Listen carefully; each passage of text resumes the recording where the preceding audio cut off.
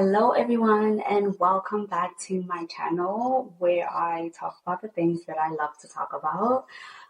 If you're new here, my name is Tando, and yeah, I just get up here and I yap about things that I find interesting for that week.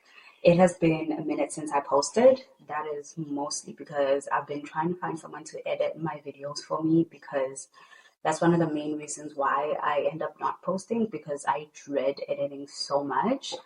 But I found someone and it ended up not working out. So I was just like, okay, let me just film the video and I will just ramble and try to not say unnecessary things and keep it as short and straight to the point as possible. So this video is not going to have much editing like the other ones, but I hope you enjoy it. So today I wanted to talk about the book that I read, which a lot of people have read and a lot of people have talked about. You'll find a lot of videos here on YouTube about it. It's called The Psychology of Money. And I recently read this book because of another creator, Mia McGrath. She like coined the term frugal chic, yes. And I really like that concept. And she's more of like a minimalist in a way.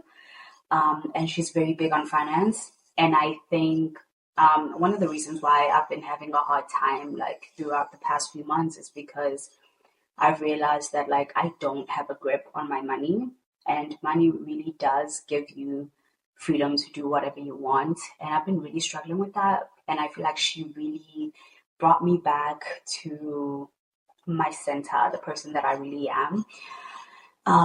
So yeah, I decided to read that book because she recommended it and she said that book changed her life and that's how she ended up getting into investing. I don't think that's how she ended up getting into investing, but it played a role on how she sees money and how she approaches building wealth. And so I decided to give it a read and I learned a few things from that book. I don't have it right now because I got it from the library and I took it back. But I did use my beautiful notebook right here and I wrote down all the lessons that I learned from that book. And I am going to be sharing it with you. Is this still recording? It is. It's still recording. Everything's fine. Okay, so I have lesson one. Making money through investing is through consistent actions over a long period of time. Okay, so this one, this one is very important to me because it's not the first time I've dabbled into investing. I, since like my late teens and early 20s, I have been into investing, but because I grew up around like, I grew up in South Africa. And if you're South Africans, if you're South African, you know that there are like a lot of Ponzi schemes, like MMM and all of that. And so I think I also approached investing the same way. Like it scared me. And so I'd invest and then I'll take out my money because like I'd be scared that like my money would just like, go away or whatever.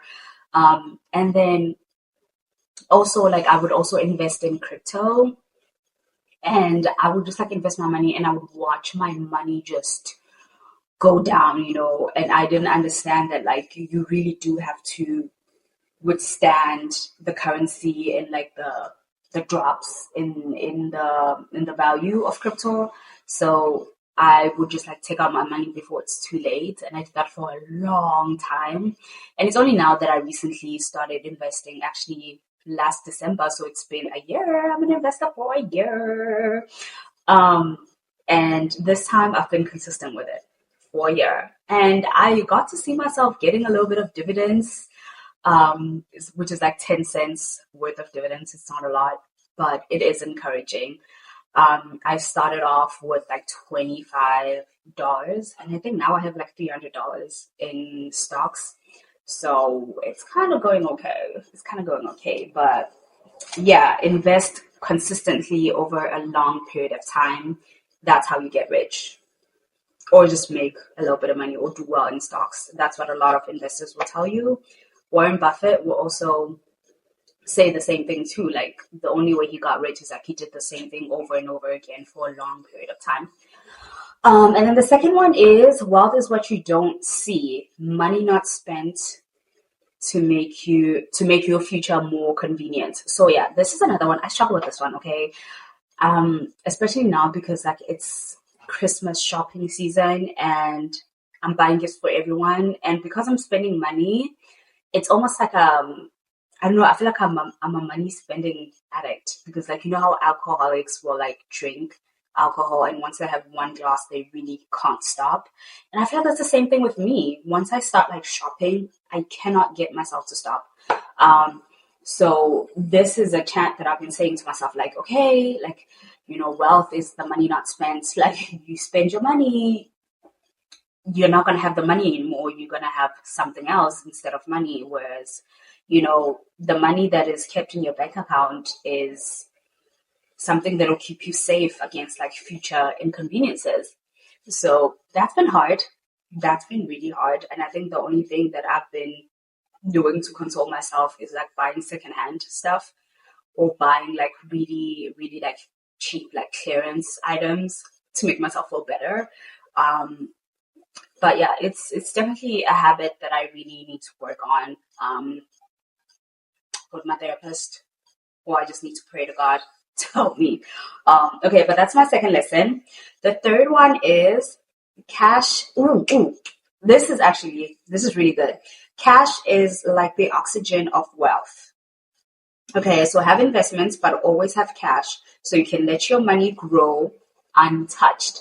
This one right here, cash is the oxygen of wealth. It's like towards the end where he says this phrase, but like it makes so much sense because if you don't have any cash, you are like forced to like reach out to your investments to like sell whatever stock you have so you can salvage whatever is happening on the side because you didn't have cash, right? But if you always have cash on hand for, you know, rainy days or, you know, those unexpected things that happen in life because, you know, life sometimes you then allow the money that you are investing to keep on growing without it being touched. You essentially get to leave it alone and it can compound by itself until it makes you like an enormous amount of wealth because you had some cash on the side. And I actually practice this without realizing. So I always make sure I have at least $50 in my bank account. And I know it's like, okay, go $50. But like for me, I don't make that much money. And I'm honestly in a lot of debt and I'm trying to like clear out my credit card debts and stuff. So sometimes I will have those unexpected like debit orders that come into my bank account. And if I don't have any money in my bank account, it leads to an overdraft. And then I get charged fees for having an overdraft account. So me having that money allows me to have peace and not like incur more debt. And I think, you know, on a bigger scale, once I don't have any more debt, like having that cash on hand would allow me to not now reach out to my investments whenever I need a little bit of cash to like bail me out of some like emergency situation. So this is like also kind of goes hand in hand with having an emergency fund, which I do not have. I don't have an emergency fund, so God forbid anything should happen. Um, I'll be in deep trouble. But for now, I'm just focusing on paying off my debt and like building that habit of like investing on a monthly basis. Yeah. Okay. The next one is no one is crazy. Yes. No one is crazy for approaching money the way that they do. You know, some people grew up in recessions and some people like me grew up in South Africa where there was like a lot of Ponzi schemes, you know, a lot of scamming. So I am very touch and go. Like I'm very anxious when it comes to, well, I don't think I am anymore.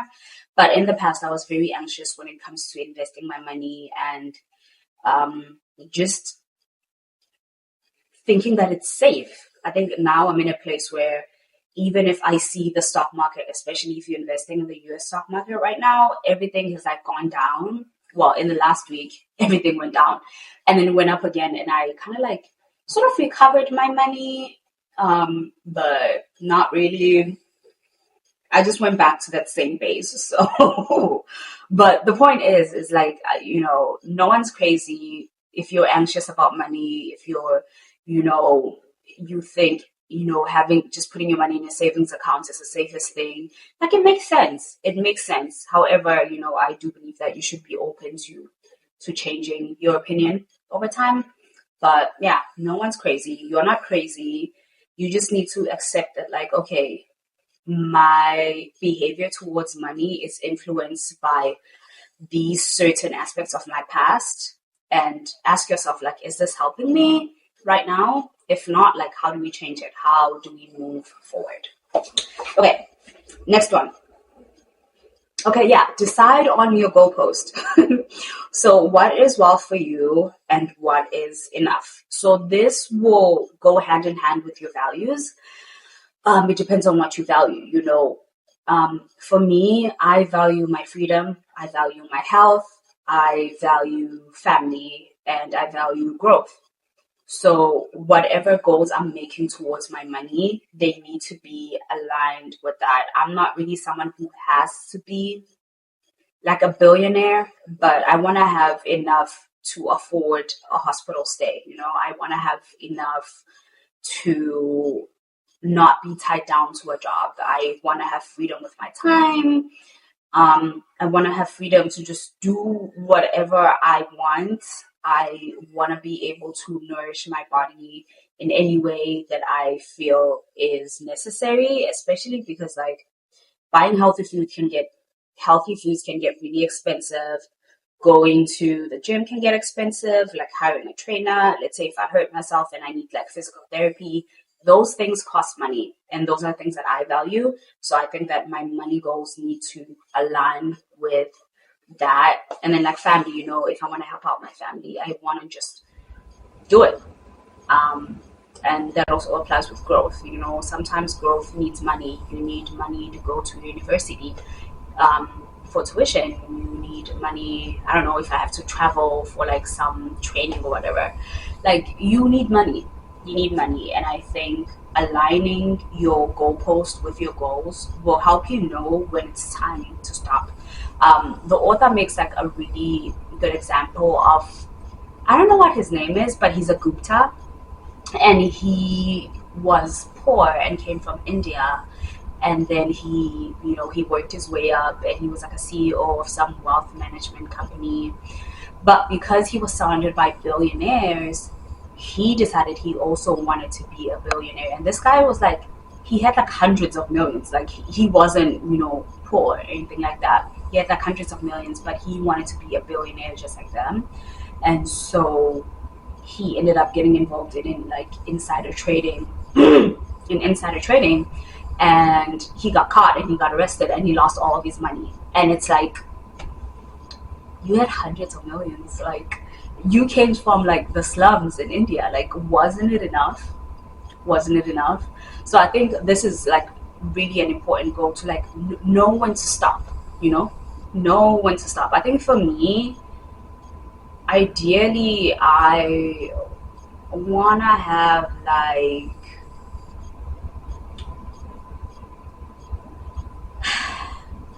I don't know, like I think 500,000, like a million. Actually, let me just say $1 million. $1 million is enough for me to be like, we can chill, we can chill. God knows how long that's gonna take me, but I will get there. I now know that if you do things little by little and you're patient and you're consistent, it is possible. But yeah, the goal of knowing your goalpost and like stopping when you get there is really helpful. Yeah.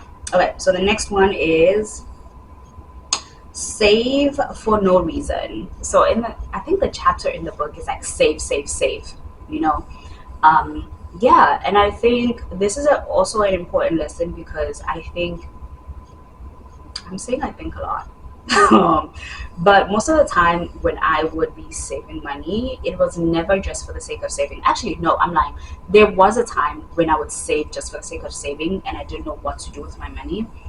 But I think all the times after that, I would save because I wanted to buy something, save because I had to pay for something, save for a purpose. But one of the things the author says, like, sometimes just save for no reason. Just save it. Even if you don't have a goal, save the money. If you don't need to spend it, save it. Like, just save the money, you know? A lot of what he says in the book is like save. A lot of what he says is save. But yeah, honestly, I feel like there's not much for me to say on this one. Just save and invest, save and keep it, just save. Um, and then another thing he says, like, do what helps you sleep better at night. Yes, so this is also another one that I need to work on. I think I get really impulsive sometimes, and this also reflects when I'm investing. So there's this one stock that I bought for $25 per share. And this company, I didn't know much about it. I'm not even going to talk which company it is, but it's not doing well. Like, the share price went from $25 to now $16. I've lost a bit of money. Okay? And, you know, it's one of those things where I was just like, damn, I was really impulsive with that one. I mean, I'm not selling the stock. I'm just going to hold on to it and see. But yeah, I needed to slow down on that one, honestly. Maybe I should have just watched for a little bit before I decided to dip my toes. Um, but yeah. It did not help me sleep better at night, actually. I was stressed out, but now I've let go. I've let it go. I was like, okay, you know, not all of them are going to be winners, which is also another lesson you learn from the book. Like, sometimes you just have luck and sometimes you don't have luck. And I feel like with this stock that I bought, luck was not on my side. But it's also too soon to tell. It's only been like a month or two. So I'm not sure. But so far, it's not looking that great. The next thing is that things add up. And this applies to wealth too. Yes. Okay. Ooh, actually, before I even get into this, I've also just realized that this applies to debt too. Things that are in debt, it also adds up in wealth. So keep that in mind. You know, right now I invest about like $25 a month. And then if I have any extra money that was like a gift or I had a little gig and I got some extra cash, then I'll add to it. But I add a little bit of $25 every month, and it does add up. It does add up. It adds up quite a bit, actually. I am so impressed with myself with how I've continued to just, like, you know, put in a little bit from time to time. Now that we're going on a year being an investor, which is really cool. But yeah, things add up in your credit card. When you keep on, you know, buying little things with your credit card, it adds up, and it adds up to the interest, and you keep on getting into more and more debt. But things also add up with compound interest and investing and saving. So that's also another thing to look at, I guess. Yeah. Yeah, okay, so another lesson is sometimes you can do all the right things and things could go wrong. This is back to my example about the stock that I just bought. Well, was that the right thing because I was impulsive? Well, the right thing was investing, so there's that. But yeah, sometimes you could do all the right things and things will go wrong. This just tells you, just don't be too attached to an ending, you know? Don't be too attached to an ending. It's always good to hope for the best. Having hope is not a bad thing, but don't hold on to the ending so much that it now says something about you when things don't go right. Like, understand, you know, things might not go right, and that sucks, but you know, it doesn't say anything about me. It just means that things didn't go right, and sometimes you could do the wrong thing and things will go right. What the hell did I just say? Okay, let's go back. Sometimes you could do all of the right things and things could go wrong, right? And sometimes you can do the wrong things and things could go right. it's a matter of luck. Luck plays a bigger role than we think. And a lot of people don't realize how much luck plays in investing, you know. And I think this is also another lesson from the book, but it's always nice to be prepared, so that even when you're having bad luck, you can withstand it long enough until you can have good luck again, which goes back to save, save, save, save, always save. Cash is the oxygen of wealth, and always have an emergency savings fund. So, yeah, these are all saying the same thing. They're just saying it in different ways, I guess. Um, And then the last thing would be wealth is the freedom to make choices. Money gives you choices. Money gives you choices and options. And this is why I am back on investing and trying to get my money right, because I realized that I was having a hard time because I felt so constrained, you know. I felt like I didn't have much options. I felt like I couldn't do much because I didn't have my money right. So, you know, wealth gives you choices, it gives you freedom, it gives you options. And that's why you should invest, and that's why you should live below your means. And this is me speaking to myself, because I really need to take my own advice. I've spent so much money this weekend. I actually want to scream. But I'm returning some of the things. I am returning some of the things because I feel like they're not going to serve me. And also, just to be fair, like I didn't buy things that I didn't need. I bought things that I actually did need, and they were like on my list of things I kind of had to buy, but I just didn't have the money at the time, and then I ended up using my credit card. So, yeah, it's things that I need but can't afford right now that I bought. So I guess it is kind of different.